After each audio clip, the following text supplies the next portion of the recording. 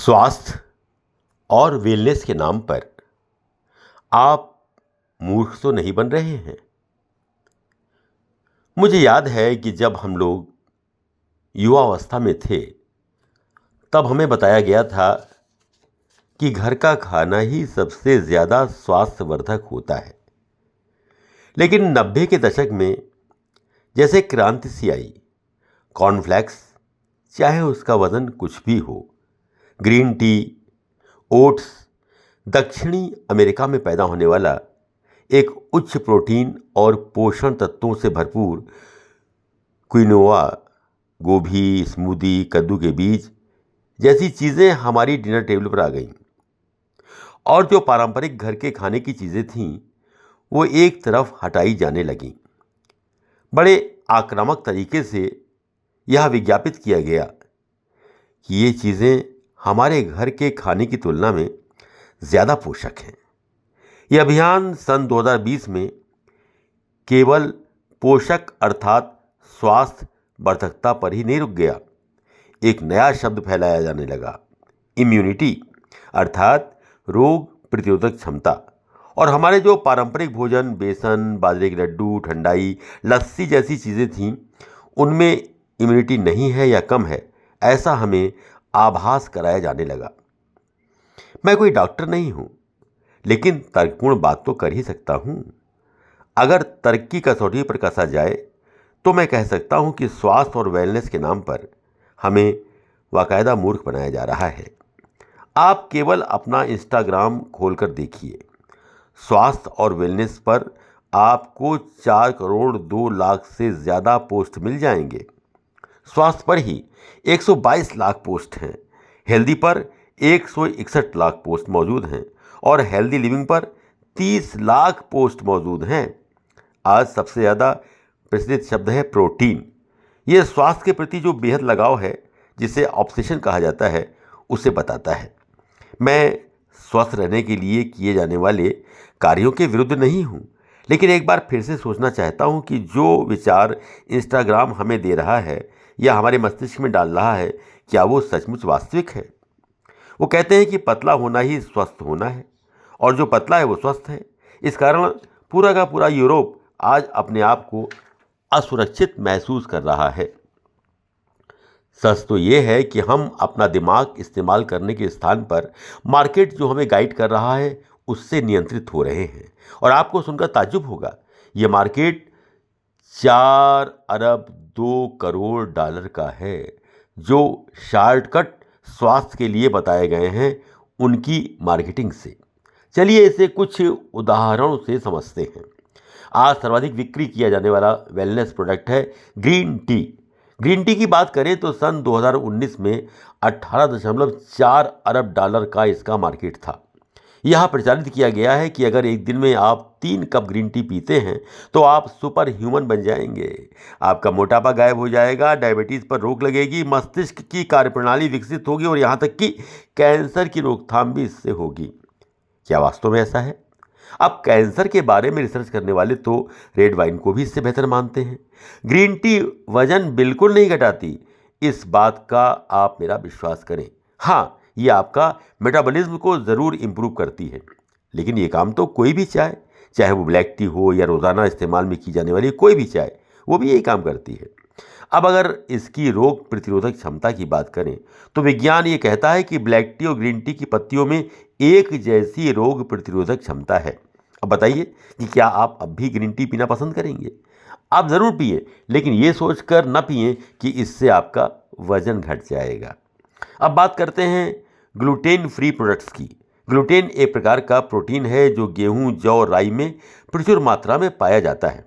Wellness के लिए इस ग्लूटेन की फ्री प्रोडक्ट को बेचने वाले कहते हैं कि इससे स्वास्थ्य का रहस्य छुपा हुआ है, परंतु विज्ञान ये कहता है कि ग्लूटेन केवल प्रोटीन का मिश्रण है।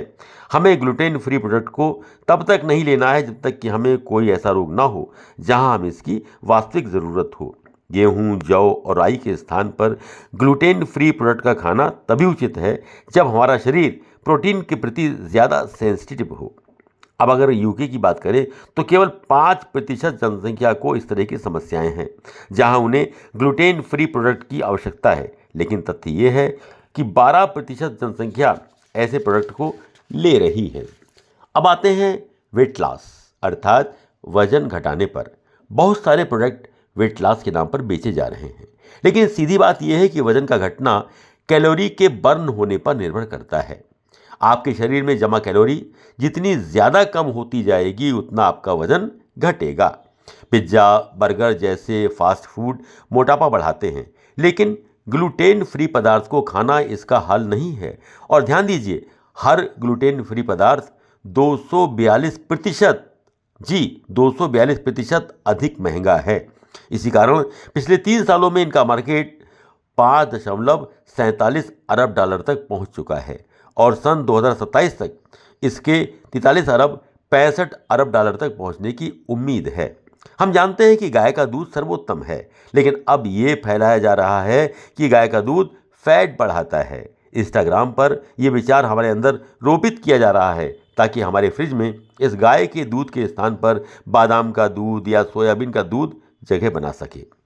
वैश्विक स्तर पर 2025 में ही बादाम के दूध का मार्केट 13.30 अरब तक पहुंचने की उम्मीद है और सोया मिल्क ये 23.2 अरब तक पहुंचने वाला है। विज्ञान क्या कहता है इस विषय में? कंपोजिशन की बात करें तो ऐसा कोई तत्व इसमें नहीं है जो पोषण की दृष्टि से गाय के दूध से बेहतर हो।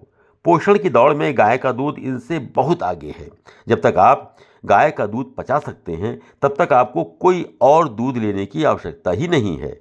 आइए अब बात करते हैं प्रोटीन पाउडर की। YouTube पर तमाम सारे ऐसे मैसेज पड़े हुए हैं जो कहते हैं कि ये बहुत अच्छा है। हम मानते हैं कि अच्छा है, लेकिन कब? ये तो सोचिए कि आपकी बेसिक ज़रूरत क्या है। विज्ञान कहता है कि महिलाओं को एक दिन में 46 ग्राम और पुरुषों को मात्र 56 ग्राम प्रोटीन की ज़रूरत पड़ती है, जो कि अंडा, नट्स, चिकन और सूप में बड़े आराम से मिल जाता है और ये ज़रूरत भी हर दिन की नहीं होती। तो आपको इस प्रोटीन पाउडर की बिल्कुल ज़रूरत नहीं है, जिसका मार्केट आज $5.8 तक पहुंच चुका है। एक और बात, कोई भी प्रोटीन पाउडर बेचने वाला इससे जुड़े हुए खतरों के बारे में नहीं बताता है। ब्राउन ब्रेड, ब्राउन राइस आदि चीज़ों की भी खूब मार्केटिंग हो रही है, लेकिन विशेषज्ञों के अनुसार ब्राउन और वाइट चीज़ों में न्यूट्रिशन वैल्यू का अर्थात पोषण मूल्य का अंतर इतना कम है कि उस पर ध्यान ही नहीं दिया जाना चाहिए, जबकि दोनों की कीमतों में बहुत बड़ा फ़र्क है। Healthy snacks, low calorie snacks, fat free, cholesterol free, इन चीज़ों की भी बहुत मार्केटिंग की जा रही है। शायद आपको पता ना हो कि लो फ्राइड स्नैक्स में खूब सारी शुगर होती है और उनके ऊपर सही तरीके से पूरी जानकारी भी नहीं दी जाती है। अगर दी जाती है वो भी छद्म रूप में। उस जानकारी को अगर आप ध्यान से पढ़ेंगे तो आपको काफ़ी कुछ पता लग जाएगा। उदाहरण के लिए प्रोटीन बार में ही बहुत सारी स्वास्थ्य के लिए हानिकारक चीज़ें भी शामिल हैं और वेजिटेबल चिप्स भी उतने ही नुकसानदायक हैं जितने आलू चिप्स।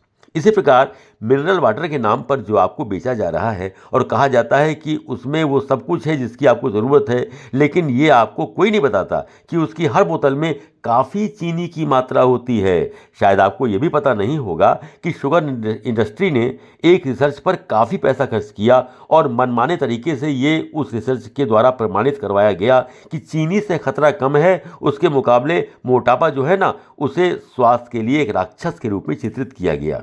जब हृदय रोग हो या कैंसर, खाद्य पदार्थों में परिवर्तन के स्थान पर एक्सरसाइज हमेशा ही ज़्यादा लाभदायक है। विज्ञापन करने वाले और यूट्यूबर मार्केटिंग कर रहे हैं क्योंकि उन्हें हर पोस्ट पर $250 मिल जाते हैं, लेकिन आपको क्या मिल रहा है? आपको मिल रहा है अपने स्वास्थ्य के प्रति जुनून की सीमा तक जागरूक रहने की सलाह, जिसकी कि सही मानों में कोई विशेष ज़रूरत नहीं है। विज्ञापन के लिए सोशल मीडिया का इस्तेमाल एक खतरनाक लक्षण है। अगर आपको हेल्दी रहना है तो बैलेंस डाइट खाइए। भोजन और स्वयं के बारे में संदेह आपके शत्रु नहीं हैं, आपके शत्रु हैं भ्रामक विज्ञापन।